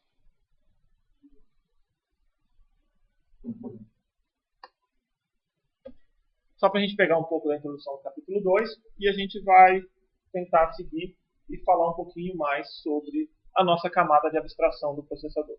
Certo? Só um comentário antes de começar esse capítulo. Eu faço parte de um comitê de avaliação da CAPES, Agência do Governo Federal, e de vez em quando eles me chamam para poder ir a Brasília fazer alguma coisa, como eles me chamaram na semana que vem. Então, quinta-feira que vem, o Rogério vai dar uma aula de exercício para vocês no lugar da minha presença. Ok? Já está avisado. Geralmente eu tenho uma antecedência suficiente para poder avisá-los, então eu acredito que nesse semestre talvez tenha mais uma aula desse sentido. Já está inclusive anotado no nosso programa, está na página, essa aula que vai ser uma aula de exercício direto. Além disso, eu dou uma aula de dúvidas imediatamente antes da prova. Eu chamo de aula de dúvidas porque às vezes a dúvida não é sobre um exercício. Certo? A dúvida, se for sobre o exercício, a gente faz exercício, mas se for sobre a matéria, a gente tira a dúvida sobre a matéria. Ok? Então isso é outra coisa importante. E outra coisa muito interessante, o Rogério está aqui antes de todas as aulas, certo? 6 às 7, todo dia de aula para tirar dúvida para vocês. Alguém já conversou com ele? Alguém já veio aqui até hoje? Não? 6 às 7, está na página já, desde semana passada. E 6 às 7 nessa sala ou na sala do outro dia lá. Ok? Tirem dúvidas, façam exercício, lista de exercício, está na página. E os vídeos vão para o site amanhã. No site do vídeo vai ter os slides também. E tem na página, se eu não me engano. Não tem, não? Então eu esqueci de copiar. Deve ter um arquivo chamado slides.zip. Certo? Lá na página que não está com link para ele. Você está com internet aí? Vê se existe um arquivo chamado slides.zip. Certamente ele está lá. Eu posso ter apagado o link sem querer. Oi? Todos. Já de uma vez todos. Consegue checar isso? Rodolfo/nc7b2/slides.zip. Altamente provável que esteja lá. Isso, são todos. Está carregando? Não, baixou o zip. Existe isso? Não consigo conectar. Bom, checa na página para ver se. Na página da disciplina, um arquivo chamado slide.zip. Mas se não tiver, vai estar lá amanhã. Certo? Ele geralmente fica com esse nome, eu copio do semestre todo. As anotações ficam gravadas no servidor de vídeo. Você tem os slides com anotações no servidor de vídeo. Tudo bem? Bom. São. Na verdade, você tem várias opções de vídeos, né? Nós temos um vídeo que está na minha página, edição 2008. Nós temos um vídeo 2009 no site da Unicamp. Nós temos um vídeo 2011, de novo no servidor de vídeo, e vai ter esse 2012. Uma outra coisa importante é que, infelizmente, vai acontecer problema em algum dia desse semestre e o vídeo vai dar problema. Não sei qual, torço para que não aconteça, mas nessas 3 últimas vezes que eu gravei essa disciplina, o vídeo deu problema num dia. Certo? Teve um dia que ficou mudo, e eu não sabia, não estava gravando áudio nenhum, mas estava com vídeo. O que acontece? Tem um semestre anterior. É praticamente sincronizado, certo? Eu estou seguindo esse semestre com um ritmo levemente mais lento do que o segundo semestre do ano passado, particularmente porque a gente tem 1 ou 2 aulas a mais. Então, estou seguindo um pouco devagar. Só para você ter uma ideia, hoje eu deveria ter começado a aula de Instruction 7 já logo desde o início. Teria acabado na aula passada. Okay? Então, essa que é a ideia de velocidade de vocês. Certo? A intenção é que antes da primeira prova a gente tenha 1 aula a mais do que teve no semestre passado. Tá? Mas o conteúdo é bem parecido. As piadas são diferentes. Bom, vamos lá. Vale a pena então, assistam vários deles. Né? Uma coisa importante, certo? Que o conjunto de instruções do processador é exatamente a interface que a gente define para falar com ele. É o repertório que você consegue escrever programas e falar com ele. Eu sei que vocês não vão escrever programas em assembly na vida de vocês, mas ele vai te influenciar, permitindo que seus programas sejam convertidos em representações mais fortes, mais rápidas ou mais lentas. Okay? Então isso vai acontecer para você. Certo? Então, é o repertório de instruções de computador. Computadores diferentes têm conjunto de instruções diferentes. Então, tudo que você aprendeu sobre linguagem C, Java, que você compila e roda em máquinas bem distintas, é porque você tem ferramentas de compilação, de montagem, de link edição, que vai fornecer toda a abstração necessária para você gerar instruções bem diferentes. Okay? As instruções são diferentes. A sua arquitetura Intel tem a instrução diferente do seu processador ARM, que vai ter instruções diferentes do seu processador MIPS, que tem instruções diferentes daqueles processadores que vocês usarem 404 também, seja ele qualquer que seja. Vai ser diferente. Tudo bem? Isso quer dizer que vocês vão aprender uma assembly completamente diferente da assembly que vocês já aprenderam até hoje. Olha que legal. Certo? Bom, mas existem muitas coisas em comum. No fundo, esse é que é o ponto interessante. A gente vai falar muitas coisas em comum nesses assemblies. E a gente vai focar um pouco neles. Computadores antigos, ele tinha um instruction set bem simplificado. E aí tem uma história bem interessante que é o seguinte: os computadores antigos eles eram fabricados de forma um pouco mais agrupada. Você tinha um projetista do hardware, um projetista do software, todo mundo trabalhando junto. Quer dizer, o computador é uma coisa meio aquela coisa que está lá naquela sala fechada. Então o que acontece com isso? O projetista do hardware, ele ia lá projetar uma instrução nova porque o projetista do software pediu. No início ele fazia a coisa mais simples possível e tentava que o software ajudasse, resolvesse. Mas calma aí, fazer software para aquelas máquinas era bem difícil também. Então você pedia, o projetista do software pedia, o projetista do hardware ia lá e fazia a instrução um pouco mais elaborada. E as instruções foram crescendo em quantidade, aumentando bastante, ficando cada vez mais complexas. Ao invés de você pensar numa instrução que fazia uma soma, por que ela não pode fazer a soma, a multiplicação e a divisão? É que eu uso essa sequência exata no meu programa Hello World. Okay? E as coisas iam aparecendo lá. O grande problema disso é que seus processadores começaram a ficar mais lentos. Eles tinham que fazer muitas instruções. Isso dá um problema bem grave para a gente executar. Os processadores começaram a ficar bem lentos. E aí, o que aconteceu é que houve na década de 80 um início de uma revolução que começou a trabalhar com um conjunto de instruções bem reduzidos novamente. Isso casou bastante com o advento de técnicas mais estáveis de compilação. Então você começou a focar bem mais em compilador. Se você vai focar em compilador, deixa o compilador fazer o trabalho dele. Eu não vou botar muitas instruções aqui. Não preciso de instruções mais complicadas. As instruções complicadas eram para os programadores, mas agora já não tem mais tantos programadores programando em assembly. Estão usando coisas de alto nível. Logo, eu não preciso mais de uma instrução tão elaborada. Certo? Nessa linha, o que a gente teve? A gente pegou aqui e a gente falou, no caso, dos nossos processadores bem mais antigos, que eles tinham um conjunto de instruções altamente complexos. Certo? Complex Instruction Set Computers. O C é de complexo. E, com o tempo, surgiram outros processadores chamados de RISCs. Reducible Instruction Set Computers. Computadores de conjunto de instrução reduzido. Então, essa era a primeira diferença entre eles. O MIPS faz parte da arquitetura, é uma arquitetura estilo RISC, hoje em dia. O que acontece é que os processadores CISC estavam num canto, o RISC no outro. Mas existem coisas boas no CISC e existem coisas boas no RISC. O que você acha que aconteceu com o tempo? Essas coisas vêm andando um pouco mais para o meio, certo? No fundo, existem coisas do RISC boas que o CISC aproveitou e existem coisas do CISC boas que o RISC aproveitou. O conjunto reduzido já não é mais tão reduzido assim. E o conjunto complexo é traduzido para um conjunto simples na hora de executar. Então você meio que balanceou bem esse efeito aí. Depois a gente vai falar mais detalhes e pontos positivos de cada um, à medida que a gente começar a trabalhar com a implementação deles. Felizmente, para vocês, a gente vai trabalhar com um conjunto reduzido. O legal de um conjunto reduzido é que vocês têm menos instruções para entender. Olha que legal. Ok? E não só as instruções são reduzidas. As instruções são reduzidas, elas podem ser usadas de formas restritas. Então isso reduz mais ainda o que vocês precisam entender. Vocês vão trabalhar aqui nesse semestre inteiro com algo entre 10 e 20 instruções. Olha que legal. Sendo que elas são altamente intuitivas e formatos bem parecidos. Então fica bem fácil de tentar expressar. Como se tivesse um alfabeto bem mais restrito. E com base nesse alfabeto mais restrito que a gente vai trabalhar para fazer exatamente o MIPS. Ok? Bom, então a gente vai usar o MIPS exatamente como o nosso conjunto de instruções de referência. Certo? E o que tem no MIPS? Hoje em dia ele é usado ainda no mercado de sistemas dedicados. Certo? Basicamente, linhas de impressora HP usavam muito processadores MIPS. Difícil cortar a unha aí? Conseguiu? Falta muito ainda?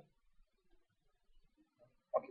Bom, a gente tem o processador MIPS, ele tem um conjunto grande de mercado dedicado. Ele não é muito famoso na área de celulares. Celulares a ARM domina totalmente. Mas você vai pegar roteadores, você vai pegar impressoras, você tem processadores MIPS facilmente. Ok? E ele tem propriedades muito típicas de várias arquiteturas modernas. No fundo, o MIPS é um processador RISC bem antigo e ele, vamos dizer assim, inspirou vários dos outros processadores RISC modernos. Então a ideia geral é muito mais interessante. Para quem quiser, a gente vai falar mais detalhes sobre eles. Depois que você aprende um primeiro processador RISC, você começa a ver que os outros seguem estruturas bem parecidas. Ok? Bom, ideia geral. Operações aritméticas dele. Uma característica muito interessante do MIPS é que, primeiro, as instruções têm sempre 3 operandos. Ok? Então nós vamos pegar essa instrução aqui, em amarelo, add A, B, C.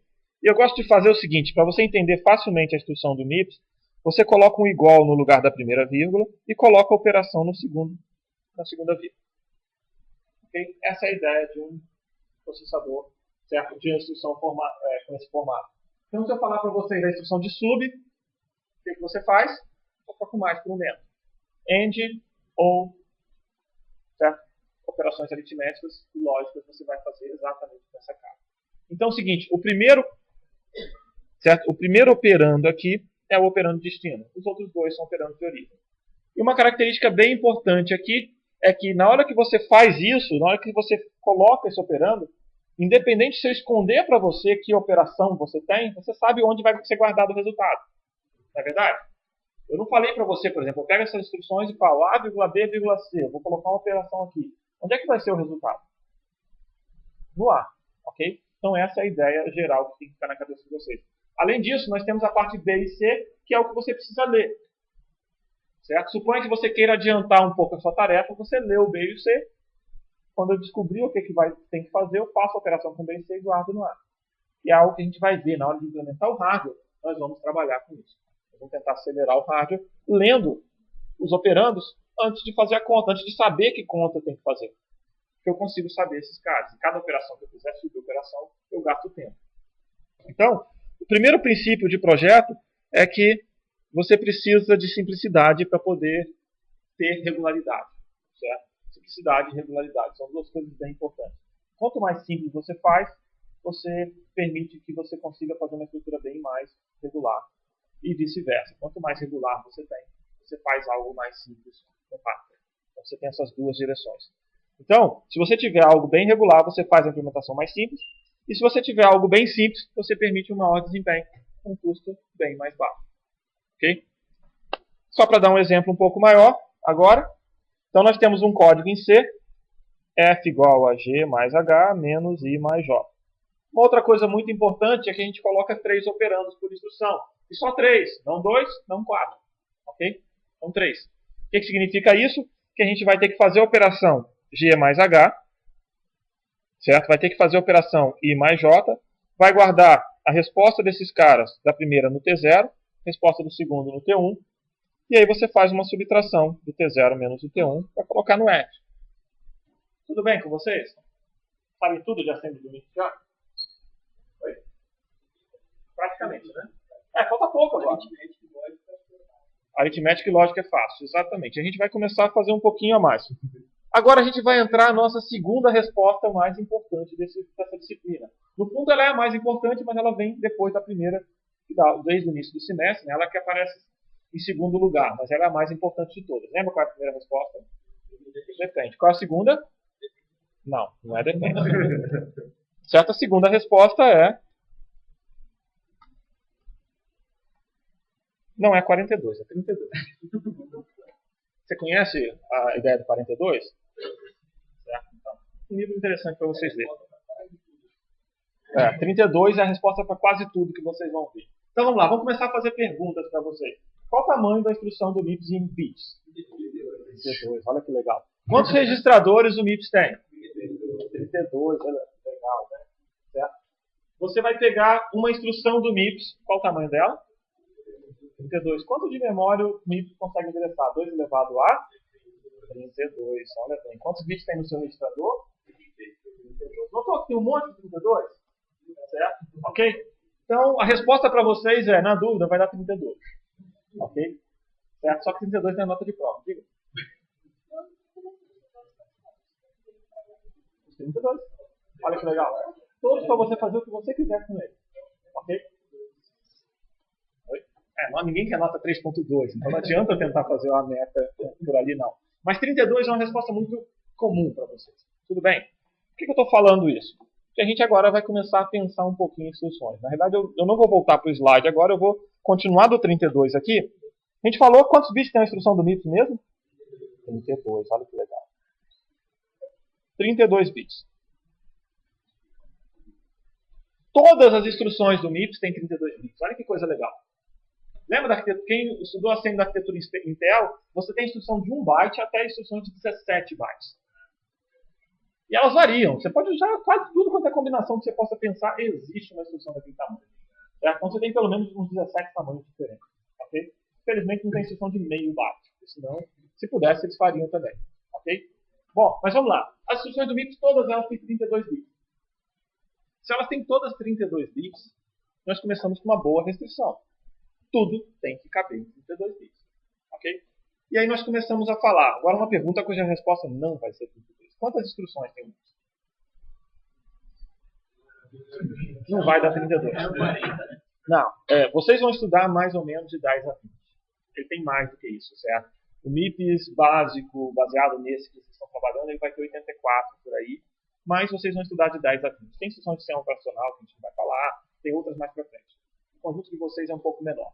Mas uma coisa importante do MIPS é que quando você pensa numa instrução, você olha para a memória, você não sabe que instrução é essa. O que você faz da memória? Você lê 32 bits. Tudo bem? Chegou, pegou 32 bits para você. O que você faz com esses 32 bits?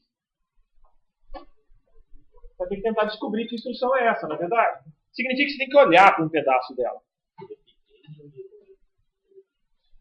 O MIPS é uma pergunta interessante. Ele é os dois. Ele pode ser os dois, certo? Definidos no momento de boot. Então, a história é bem interessante. Nas primeiras, ele pode ser definido tanto por hardware, então você tem um pino do processador que você fala, se você quer que ele seja igual ao India. Ele tipicamente é Big Endian, certo? Mas você pode, nas primeiras 1000 instruções dele, você pode mandar trocar. Certo? Aí fica mais bagunçado ainda. Mas você escreve um código que vai permitir a troca de Endian durante a própria execução dele. Mas isso é um apêndice, certo? Tipicamente a gente considera como Big Endian. Big Endian o tempo todo. Ok? Certo. Bom, voltando aqui, olhando a nossa instrução. Então, a primeira coisa que você faz quando você olha para uma instrução é tentar descobrir que instrução é essa. Certo? A gente chegou aqui e falou, olha bem, tem essa instrução aqui. Olha. Certo? Se eu olhar para o T1, eu sei que instrução é essa. Tá vendo? Eu tenho o T1 aqui, né? Se eu olhar para o T1, eu sei que instrução é essa. Se eu olhar para o T0, se eu olhar para o E, também não. O que eu tenho que olhar? Olhar para o sub. Se a gente olhar para o sub, aí sim, legal, né? Eu sei que instrução é essa. E, na realidade, o que acontece é que a gente tem que olhar para um campo da instrução chamado de opcode. Existe um campo na nossa instrução chamado de opcode. E todas as instruções têm que ter esse campo. O nome pode mudar de um assembly para outro, de uma arquitetura para outra, mas ele tem que ter um campo para essa caixa. Às vezes não é só um campo, às vezes são 2 campos, às vezes são 3 campos. A arquitetura Intel pode chegar mais até do que isso. Mas, em linha geral, você tem um campo. Ok? E você pode pensar que se forem mais campos, você vai concatenar e vai falar que é um só. A única coisa é que ele está espalhado. Okay? No fundo, no MIPS vai ter uma versão aí que você vai ter 2 pedaços dele. Mas é uma coisa só. Então, independente do que tem no resto lá da sua instrução, você vai olhar ali para descobrir o que fazer. Depois você olha para o resto. Tudo bem? Ok? São 6 bits nesse caso. Mas lembra que eu falei para vocês que o MIPS tem 80 e poucas instruções? Então a gente vai ter que ter um mecanismo de extensão. Porque 2 elevado a sexta dá 64. Dá menos que os 80 e poucos. Então você vai ter um mecanismo depois para poder colocar essas outras instruções. A priori, vamos pensar aqui. Bom, eu estou gastando 6 bits aqui. Quantos bits sobram? Oi?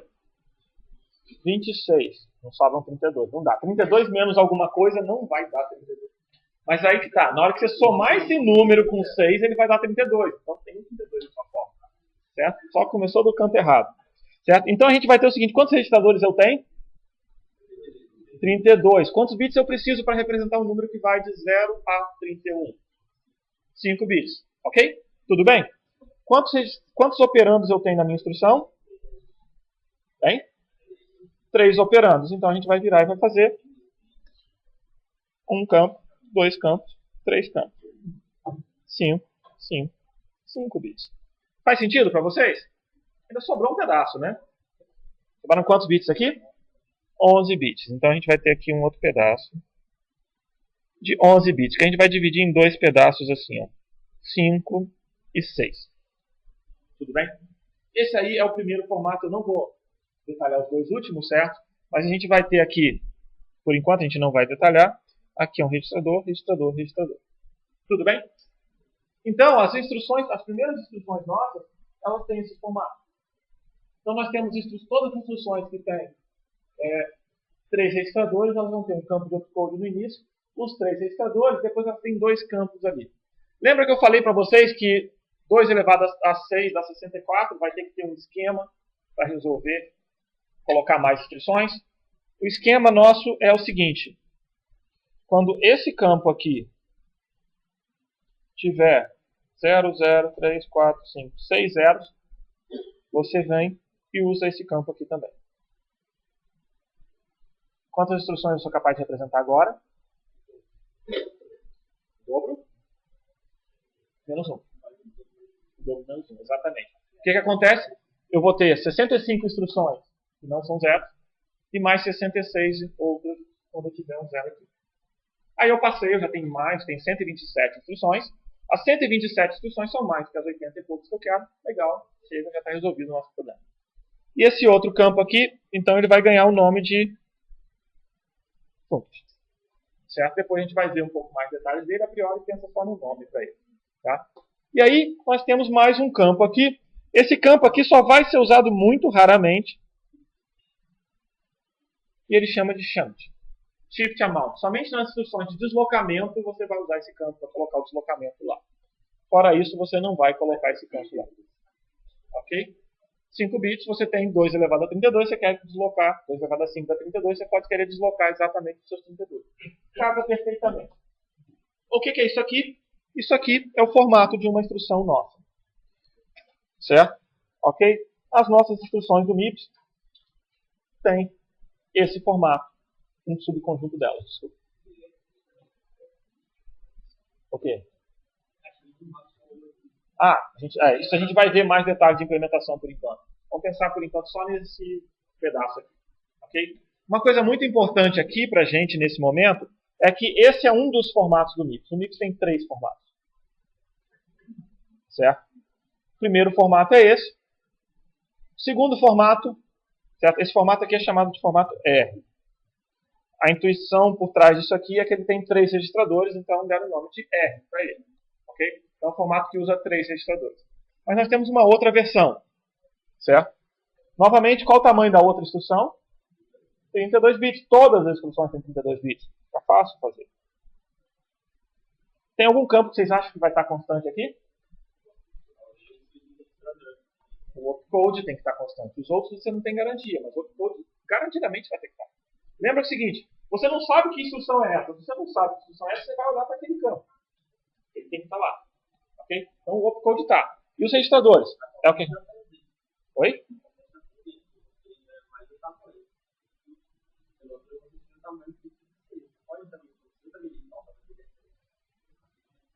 Certeza? Não. Certo. Qual o problema aí? É interessante. Eu posso pegar e fazer um opcode agora de 8 bits nesse cara? Como é que eu sei que esse é esse formato e não é o outro? Entendeu? Você não sabe o formato. Então, o primeiro campo que você olha na instrução, ele tem que ter a propriedade de que ele tem que existir em todas as instruções. Além disso, tem que estar num lugar igual. Eu vou olhar só para ele primeiro. Depois eu olho para o resto. Certo? Ele pode ser maior? No fundo, você pode pensar assim. Se eu quisesse fazer um de 8, eu faria um de 6 e um de 2. Olha para o 6, depois olha para os 2. É exatamente o que a gente fez aqui. A gente não fez um de 12. A gente fez 6 mais 6. Ok? Então a gente tem aqui o seguinte. Opcode. E esse cara aqui, esse formato aqui, vai ser um formato chamado I, de imediato. Então ele vai ter uma instrução com imediato. O que é imediato? É um número que eu coloco dentro da instrução. Certo? Bom, mas se eu for colocar um número dentro da instrução, eu vou continuar tendo 3 operandos. O primeiro operando é um registrador, vou guardar o resultado do registrador. O segundo operando é um registrador também, eu vou usar o resultado dele. E vou fazer a operação com imediato. Vamos fazer as contas aqui? Primeiro registrador, quantos bits eu vou gastar? 5 bits, né? Segundo registrador, quantos bits eu vou gastar? E o imediato? É só o resto. O tamanho máximo dele é 16. Ok? Então a gente vai ter aqui 16 bits de imediato. Por que 16 bits? Que é metade de 32? Não, que é o resto. Embora o resto seja metade de 32 por pura coincidência.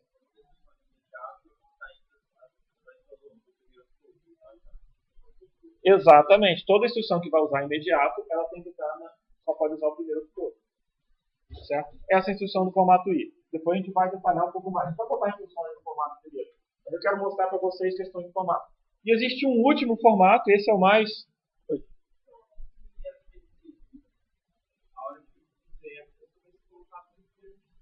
Isso, vai colocar no 32, isso. Você pode somar, por exemplo, o registrador 1 com o registrador com o valor 1000 e colocar no registrador 7. Isso, exatamente. É o registrador, porque o tamanho dele é quanto? 32 bits. Lembre-se disso, não esqueça essa parte. Ok? Bom, e aí nós temos um outro formato que é o nosso último formato. Adivinha qual é o primeiro campo? Hein? Opcode. Qual o tamanho dele? Ah, tá fácil agora, você já sabe tudo. E o resto? O que tem depois disso? Eu nem falei qual é o campo, né? Mas o formato dele é o formato J. A instrução de jump. E adivinha qual é o único outro campo? Endereço destino. Qual o tamanho desse campo? 26 bits. Por que 26? Aí que vem a pergunta, né? Por que 26? Porque eu já gastei 6 e eu só tenho 32. É sério, gente, presta atenção. Tem que fazer essa conta, é essa conta que bate. Não dá, não cabe. Certo? Imagina, você tem 32 bits aqui, você vai colocar o 33º? Não dá. Certo? Não desse jeito. Certo? Agora como é que você faz essa conta a gente vai ver depois. Esse cara é chamado imediato de 26 e nós temos 26 bits. Como é que você faz a conta do jump a gente vai ver mais pra frente, tá? Por enquanto a gente tem esses 3 formatos. E somente esses 3 formatos. Você entenderam a intuição por trás deles? Você entenderam a intuição por trás deles? Primeira regra principal, tem que somar 26. Ou melhor, tem que somar 32. Né? 26 não pode somar. Tem que somar 32. Então os campos estão lá. Segunda regra principal, o primeiro campo tem 6 bits. E o resto depende da instrução. Então você não consegue fazer jumps absolutos na memória Faz. Para qualquer endereço. Não te contei como é feita a conta, mas você faz. Certo? Você faz um salto para qualquer endereço distante na mesma subpágina sua, numa área de memória de 256 megabytes. Esse é o salto absoluto que você consegue fazer. Ele faz um esquema com os 26 bits e consegue te manter, dado aquela janela, divide sua memória em blocos de 256 MB e você consegue saltar para qualquer lugar dentro do mesmo bloco de 256 MB que você está. Como? A gente vai ver um pouco depois. Imagina um programa com 256 MB, né? Mas observe o seguinte. Eu falei que você tem que dividir o programa em blocos de 256 MB. Se você estiver no iníciozinho dele e quiser saltar para o final do anterior, você não está tão longe dele. Mas você não pode. Certo? Então você tem um problema. Mas existe uma outra instrução que ela usa um registrador de 32 bits para indicar para onde saltar. Então, resolveu o problema. Um registrador de 32 bits resolve para você. Agora tem uma coisa muito importante aqui. Existe uma versão, isso aí que a gente está falando é o MIPS 1, também vale como MIPS 2, se eu não me engano. Mas se você pensar no MIPS 3 e MIPS 4, eles são processadores de 64 bits. O que é que muda? Hein? O tamanho da instrução continua. O que é que muda? Algum desses 32 vai ter que mudar para 64, não é verdade? Muda o quê? Muda o registrador. O tamanho dos registradores muda. Mas a quantidade deles continua. As instruções continuam do mesmo tamanho. O que significa passar para 64 registradores? Significa que você teria que aumentar esses campos de 5 para 6. Aí o imediato é diminuir, sabe? É diminuir os outros campos. Então não se muda isso. Okay? Se aumenta, cada registrador agora, ao invés de 32 bits, tem 64. Certo? Então a gente consegue ter exatamente mais registradores. Mas o que é que muda? Se você tem 64 bits, você endereça a memória em 64 bits. Qual o tamanho do seu imediato? 16, né? Cabe mais que 16? Não, te dá mais trabalho montar 64 bits de imediato, mas você consegue. Lembra o seguinte, 32 bits são 2 pedacinhos de 16. 64 são 4. Tá, é possível fazer. Mas tipicamente suas constantes são pequenas. A maior parte do seu programa tem constantes que vai no valor até 3 ou 4 bits. Você vê que tem extensões de conjunto de instruções menores ainda, que dão só 3 ou 4 bits para as constantes. E consegue guardar bastante constante. Então, só para a gente fazer um fecho dessa parte de instruções aqui, nesse primeiro momento nosso, certo? Primeira coisa importante, MIPS tem 32 registradores de 32 bits, ok? Então vão começar a aparecer um monte de registradores. Ele usa os registradores para as instruções, para as operações os dados que são acessados com maior frequência. São numerados de 0 a 31 e uma coisa muito importante a gente chama de palavra do processador, 32, ok? Então você fala que o processador é um processador de 32 bits, significa que a palavra do processador tem 32 bits. 32 bits equivalem a 4 bytes. Okay? Então a palavra tem 4 bytes, ou 32 bits. Tudo bem? Então a gente vai falar que a palavra do seu processador é 32 bits. Ok? Você faz a leitura da memória de uma palavra, você faz a escrita da memória de uma palavra por vez, e você tem a instrução do tamanho de uma palavra. Bom, o que mais que nós temos? Para ficar mais fácil, ao invés de numerar certos registradores, a gente tem nomes um pouco mais interessantes para assembly. Então nós temos nomes como T0, T1, T2, T3, T4, T5, T6, T7, T8, T9. Então nós temos registradores temporários. E nós temos também S0, S1, S2, S3, até S7, para mais registradores nossos, que a gente vai ver um pouco de detalhe mais para frente. Do S para o T. Em linhas gerais, qualquer registrador pode fazer qualquer coisa. A gente vai conversar sobre convenções de chamada, e aí a gente vai notar a diferença entre eles, certo? Que é um tema que a gente vai falar logo na frente. Mas, em linhas gerais, você pode fazer qualquer coisa com qualquer registrador, exceto o registrador 0, que tem sempre o valor 0. Não importa o que você faça com ele. Isso quer dizer, se você somar 5 mais 7, vai dar 12, mas se você mandar guardar no registrador 0, qual vai ser o valor do registrador 0? 0. Não importa o que você faça. Inclusive, você vai encontrar trechos de código que faz alguma conta e guarda a resposta no 0. O que significa isso? Para quem já estudou outras arquiteturas, você já deve ter notado uma instrução chamada NOP. Uma instrução que não faz nada. É uma instrução que grava no 0. Não importa qual é. Soma, subtrai, multiplica. Ela vai fazer o que a gente está querendo. Certo? E um outro princípio de projeto agora é o princípio número 2.